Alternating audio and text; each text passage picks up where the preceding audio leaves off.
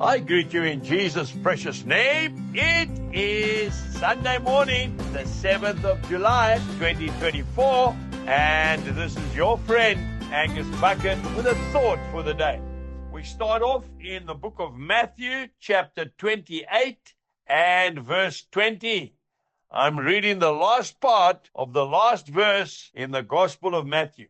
And Jesus said, I am with you always, even to the end of the age. What a beautiful, comforting promise from our Master. I want to ask you a question this morning. How big is God and how close is God to you?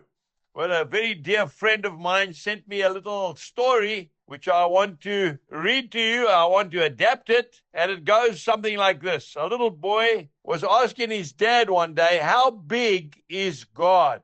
So Dad took a little boy out into the open, and they looked up into the sky, and they saw a huge airliner, international plane going from one continent to another, and it was minute. It was like a little dot in the sky. And his dad said God's size depends on how close or how far you are from him.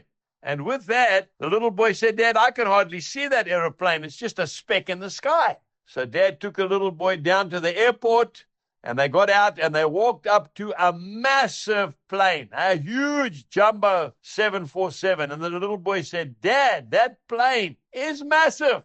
He said, that's the same plane you saw in the sky. He says, you see, son, the closer that you are to God, the greater he becomes in your life. And that's so true, isn't it, for you and I? The more time we spend with the Master, the bigger he becomes in our lives. When a person says to you, show me this Jesus, give them a Bible, because that Bible is Jesus Christ in print. In the beginning was the Word, and the Word was with God, and the Word was God.